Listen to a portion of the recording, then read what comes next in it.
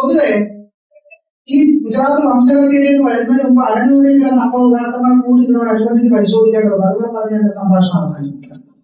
അത് ഇവിടെ ഞാൻ ആദ്യം സൂചിപ്പിച്ചതുപോലെ മുസ്ലിങ്ങളെ രാക്ഷസവൽക്കരിക്കുകയും പൈശാചിവൽക്കരിക്കുകയും ചെയ്തുകൊണ്ടാണ് ഈ അക്രമത്തിനെല്ലാം ആഹ്വാനം ചടങ്ങിയത്. അതുകൊണ്ട് വളരെ ഈസി ആയിട്ട് മുസ്ലിങ്ങൾക്കെതിരായിട്ട് ഈ അക്രമങ്ങൾ നടത്തിയെടുക്കാൻ സാധിക്കും, ഒരു പ്രശ്നമില്ലാതെ. അത് ഏറ്റവും പുതുതായിട്ട് നമ്മുടെ മുന്നിൽ വന്നത് എങ്ങനെയാണെന്ന് ചോദിച്ചാൽ, ശാഖ എന്ന് പറയുന്ന സിനിമ മഹാരാഷ്ട്രയിൽ അരങ്ങേറി. ആ സിനിമയിൽ ഔറംഗസേബ് ശിവജിയുടെ മകനായ സംഭാജിയെ ക്രൂരമായി കൊലപ്പെടുത്തുന്ന രംഗം ചിത്രീകരിക്കപ്പെട്ടു. ആ വീഡിയോ ഭാഗം വ്യാപകമായ രീതിയിൽ മഹാരാഷ്ട്രയിൽ പ്രചരിക്കപ്പെട്ടു. വാട്സ്ആപ്പ് സ്റ്റാറ്റസുകളായി, റീലുകളായി ജനങ്ങളുടെ മസ്തിഷ്കത്തിലേക്ക് കാര്യങ്ങൾ അയച്ചറിഞ്ഞു. ഇത് കേവലം ഔറംഗസേബിനെതിരായിട്ടുള്ള വിദ്വേഷം മാത്രമല്ല, മുസ്ലിങ്ങൾക്കെതിരായിട്ടുള്ള വിദ്വേഷമാണ്. അവർ വിചാരിക്കുന്നത് ഔറംഗസേബിനെ പ്രതിസ്ഥാനത്തുള്ള പ്രശ്നമാണ്, മുഗളന്മാരെ പ്രതിസ്ഥാനത്തുള്ള പ്രശ്നമല്ല. മുഗളന്മാരിലൂടെ, ഔറംഗസേബിലൂടെ ഇന്ത്യയിലെ മുസ്ലിങ്ങളെ തന്നെയാണ് ഹിന്ദുത്വ പ്രതിസ്ഥാനത്ത് നിർത്തുന്നത് എന്നുള്ളതാണ്. യഥാർത്ഥത്തിൽ ഔറംഗസേബ് എന്തായിരുന്നു? ഈ പലരുടെ ചരിത്രം നിൽക്കട്ടെ, പക്ഷേ ഈ ശിവജിയുടെ മകനായ സംഭാജി തന്റെ പിതാവിനെതിരായി ഔറംഗസേബിനോട് ചേർന്ന് യുദ്ധം നടത്തിയ ഒരാളാണ്. ഔറംഗസേബും സംഭാജിയും ചേർന്ന് ശിവജിക്കെതിരെ പടനയിച്ച ചരിത്രമുണ്ട്. പക്ഷെ ആ ചരിത്രം ഹിന്ദുത്വം മറച്ചു വെക്കുന്നുള്ളതാണ്. ഔറംഗസേബ് ഒരു മതഭ്രാന്തനും സ്വന്തം സാമ്രാജ്യം വികസിപ്പിക്കുന്നതിന് മറ്റു രാജ്യങ്ങളെ കീഴടക്കുന്നതിനിടയിൽ ക്ഷേത്രങ്ങൾ തകർത്ത ആളാണ് എന്നുമാണ് അറിയപ്പെടുന്നത്. എന്നാൽ ഇതേ ഔറംഗസേബ് ചെയ്ത മറ്റു ചില പ്രവർത്തനങ്ങൾ കൂടി നമ്മൾ പരിശോധനയ്ക്ക് വിധേയമാക്കേണ്ടതായിരിക്കും.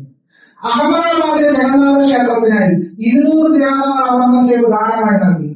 മദുരയിലെയും ബനാറസിലെയും ഹിന്ദു ക്ഷേത്രങ്ങൾക്കും ഔറംഗസേബ് പണം ദാനമായി നൽകിയിരുന്ന ചരിത്രം പരിശോധിച്ചാൽ നമുക്ക് ബോധ്യപ്പെടും. അപ്പം ആക്രമണത്തിന് പിന്നിൽ, അധിനിവേശത്തിന് പിന്നിലുള്ള തന്ത്രം എന്ന് പറയുന്നത് രാജ്യാധിനിവേശപരമായ തന്ത്രമായിരുന്നു എന്നും മതപരമായ എന്തെങ്കിലുമോ ഹിംസയോ ആയിരുന്നില്ല ഔറംഗസേബിനെ നയിച്ചിരുന്നത് എന്നും ഇതിൽ നിന്ന് തന്നെ വളരെ വ്യക്തമാണ്. മുഗൾ കാലഘട്ടം ഇരുണ്ട കാലഘട്ടമാണ് എന്നുള്ളതാണ് ഹിന്ദുത്വം നിരന്തരം പ്രചരിപ്പിക്കുന്നത്. അത് മുസ്ലിങ്ങൾക്കെതിരായ വെറുപ്പ് പ്രചരിപ്പിക്കുന്നതിന് വേണ്ടിയാണ് മുഗൾ കാലഘട്ടത്തെ ഇരുണ്ട കാലഘട്ടമായി ചിത്രീകരിച്ചത്. എന്നാൽ ജയപൂരിലെ ഹിന്ദു രാജാവ് ജഗന്നാഥ പണ്ഡിതൻ എന്ന് പറയുന്ന സംസ്കൃത സാഹിത്യ സൈദ്ധാന്തികനെ തന്റെ രക്ഷാധികാരത്തിന് വിട്ടുകിട്ടാൻ വേണ്ടി വലിയ ശ്രമങ്ങൾ നടത്തിയിരുന്നു. അദ്ദേഹം ഷാജഹാന്റെ സദസ്യരായിരുന്നു. തന്റെ രാജപദവിക്ക് ബഹുമാനത കിട്ടാൻ വേണ്ടിയായിരുന്നു ഷാജഹാന്റെ സദസ്യരായിരുന്ന ജഗന്നാഥ പണ്ഡിതൻ തന്റെ സദസ്സിലേക്ക് ജയപൂരിലെ രാജാവ് ക്ഷണിച്ചത്. എന്നാൽ പണ്ഡിതരായ ജഗന്നാഥൻ അദ്ദേഹത്തിന്റെ ക്ഷണത്തോട് പ്രതികരിച്ചത് ഇങ്ങനെയാണ്: ദില്ലീശ്വരോവ ജഗദീശ്വരോവ മനോരഥൻ സൂര്യയിതും സമർത്ഥ അന്യേന കേനാവി നൃപേണ നൃത്തം ശാഖായ വാസ്യ ലവണായ വാസ്യ. ഡൽഹിയിലെ പ്രഭുവിന്, അഥവാ ലോകത്തിന്റെ തന്റെ പ്രഭുവിന് മാത്രമാണ് എന്റെ ആഗ്രഹാഭിലാഷങ്ങളെല്ലാം സാർത്ഥകമാക്കി തീർക്കാനുള്ള കഴിവുള്ളത്. മറ്റെന്തെങ്കിലും എനിക്ക് വേണ്ടി ചെയ്യുവാൻ ആഗ്രഹിക്കുകയാണെങ്കിൽ അതെനിക്ക് ഉപ്പോ പച്ചക്കറിയോ മാത്രം വാങ്ങിക്കുവാനേ തികയുള്ളൂ എന്ന് മുഗൾ ഭരണ കാലഘട്ടത്തെ വളരെ ആഴത്തിൽ ജഗന്നാഥ പണ്ഡിതർ പുകഴ്ത്തി സ്ഥാനപ്പെടുത്തി. അങ്ങനെ സമ്പന്നമായ ഒരു സാംസ്കാരിക സാമൂഹിക വ്യവസ്ഥ ഉണ്ടായിരുന്ന കാലഘട്ടത്തെയാണ് ഹിന്ദുത്വവാദികൾ ഏറ്റവും മോശം കാലഘട്ടം എന്ന് അടയാളപ്പെടുത്തിയിട്ടുള്ളത്. അക്ബറുടെ കാലഘട്ടത്തിൽ ഏറ്റവും കൂടുതൽ സെമീന്ദാർമാർ സവർണരിൽ നിന്ന് തന്നെയായിരുന്നു എന്ന് ചരിത്രപണ്ഡിതനായ ബിപിൻ രേഖപ്പെടുത്തുന്നുണ്ട്. ഓൾഡി ടുഷ്കി അവിടെ Sanskrit and culture of encounters എന്ന് പറയുന്ന പുസ്തകത്തിൽ അക്ബറിന്റെ സദസ്യരായിട്ട് ഏറ്റവും കൂടുതൽ സ്വർണവും വെള്ളിയും ദാനമായി വാങ്ങിയത് ബ്രാഹ്മണരാണ് എന്ന് ഓൾഡി ടുഷ്കി രേഖപ്പെടുത്തിയിട്ടുണ്ട്. ഇത്രയൊക്കെ സംഭവിച്ചിട്ടും മുഗളന്മാർ ഏറ്റവും വൈശാചികമായ അവസ്ഥാവിശേഷം സൃഷ്ടിച്ചവരാണ് എന്ന് ചരിത്രവിരുദ്ധമായി ഹിന്ദുത്വം സ്ഥാപിക്കുന്നു എന്നുള്ളതാണ്. ഔറംഗസേബ് വലിയ മതഭ്രാന്തനാണെന്ന് പറയുന്നത്. അദ്ദേഹം ഡെക്കാണിലെ സുബേദാറായി നിയമിച്ചത് ഹിന്ദു രജപുത്രനായ രാജാ ജസ്വന്ത് സിംഗിനെയാണ്.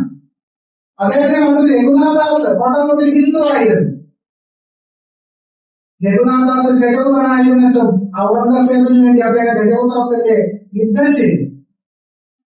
ഇങ്ങനെയുള്ള സംഭവവികാസങ്ങളെല്ലാം തെളിയിക്കുന്നത് ഔറംഗസേബിനെയും ശിവജിയെയും മുൻനിർത്തി ഒരു ഹിന്ദു മുസ്ലിം സംഘർഷം സൃഷ്ടിക്കുന്നത് ചരിത്രവിരുദ്ധമാണ് എന്ന് സൂചിപ്പിക്കുകയാണ്. ഹിന്ദുക്കളെയും മുസ്ലിങ്ങളെയും തമ്മിൽ ബന്ധിച്ച് ചോരയൂറ്റി കുടിക്കാനാണ് യഥാർത്ഥത്തിൽ ഹിന്ദുത്വവാദികൾ ശ്രമിക്കുന്നത്. അതിന് ഔറംഗസേബിനെയും ശിവജിയെയും ഒരു ആയുധമാക്കിയവർ മാറ്റിയെടുത്തിരിക്കുന്നു. അതിന്റെ പരിണിത ഫലം കൂടിയാണ് ഗുജറാത്തിൽ അരങ്ങേറിയിട്ടുള്ള കൊലപാതകങ്ങൾ, വംശഹത്യ. ഇതെല്ലാം തന്നെ ഒരു തുടർ പ്രക്രിയയാണ്. ഞാൻ സൂചിപ്പിക്കുന്നത് അവസാനിച്ച ഒരു കാര്യമല്ല.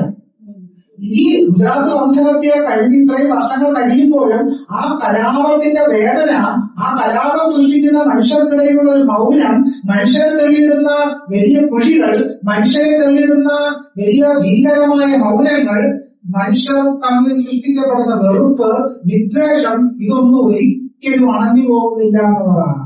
അങ്ങനെ ഒരു കലാപം സൃഷ്ടിക്കപ്പെട്ടു കഴിഞ്ഞാൽ ആ കലാപത്തിൽ നിന്ന് ധാരാളം ആദായം ലഭിക്കുമെന്ന് സമ്പൂർണ്ണമായി ഹിന്ദുത്വത്തിന് മനസ്സിലായി കഴിഞ്ഞു എന്നതാണ്. ഇങ്ങനെയാണ് ഇപ്പൊ ശിവജിയെ പറ്റി പറയും. ശിവജിയെ ഹിന്ദു രാഷ്ട്രത്തിന്റെ വക്താവാക്കി ഉയർത്തിക്കാട്ടാനാണ് ശ്രമിക്കുന്നത്. പക്ഷെ ശിവജി ഹിന്ദു രാഷ്ട്രത്തിന്റെ വക്താവായിരുന്നോ? ആയിരുന്നേയില്ല. ശിവജി ഒരു ബ്രാഹ്മണ ഭക്തനായിരുന്നില്ല.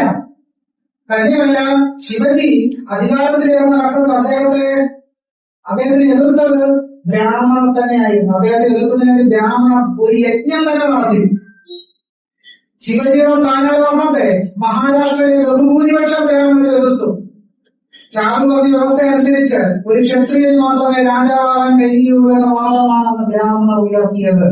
ബ്രാഹ്മണർ ശിവജിയെ ഒരു കീഴ്ജാതിക്കാരനായ ശൂദ്രൻ മാത്രമായിട്ടാണ് പരിഗണിച്ചത്.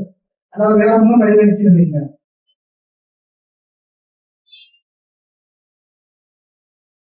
തന്നെയാണ് ശിവജിയുടെ മറ്റൊരു പ്രത്യേകത, അദ്ദേഹത്തിന്റെ സെമീന്ദാർമാരിൽ, അദ്ദേഹത്തിന്റെ സൈന്യത്തിലൊക്കെ തന്നെ ധാരാളം മുസ്ലിം കമാൻഡർമാരുണ്ടായിരുന്നു. ആദരപൂർവ്വം അവരുടെ ശവസംസ്കാരം നടത്തുന്ന നിലയിലേക്ക് വരെ അദ്ദേഹം എത്തിയിരുന്നു എന്നുള്ളതാണ് നമുക്ക് മനസ്സിലാക്കാൻ കഴിയുന്ന പ്രധാനപ്പെട്ട കാര്യം. അപ്പൊ ശിവജിയെ മുൻനിർത്തി ഉള്ള കലാപ ശ്രമങ്ങൾ, പ്രത്യേകിച്ച് മഹാരാഷ്ട്രയില് ഔറംഗസേബിന്റെ കുടീരം പൊളിച്ചു കളയണമെന്ന നിലയിലേക്ക് എത്തിയിരിക്കുന്നത് ആഖ്യാനം ശിവജിയും ഔറംഗസേബിനെയും കേന്ദ്രീകരിച്ചുകൊണ്ട്. എന്നാൽ 1659 കൊല്ലപ്പെട്ട അഫ്സൽ ഖാന്റെ ശവസംസ്കാരം ശിവജി സമ്പൂർണ്ണ സൈനിക ബഹുമതികളോടുകൂടിയാണ് നടത്തിയത്. ഇസ്ലാം മതത്തിലേക്ക് പരിവർത്തനം ഹിന്ദുക്കളുമായി ശിവജി സഹകരിച്ചിരുന്നു. അവരോട് യാതൊരു വിമുഖതയും ശിവജി പുലർത്തിയിരുന്നില്ല. ശിവജിയുടെ സൗന്യത്തിൽ 13 പ്രമുഖ മുസ്ലിം കമാൻഡർമാരും സേനാ നായകന്മാരും ഉണ്ടായിരുന്നു. സിദ്ദീഖ് ഖാൻ, ദൗലത്ത് ഖാൻ, ഇബ്രാഹിം ഖാൻ തുടങ്ങിയ 13 പേർ.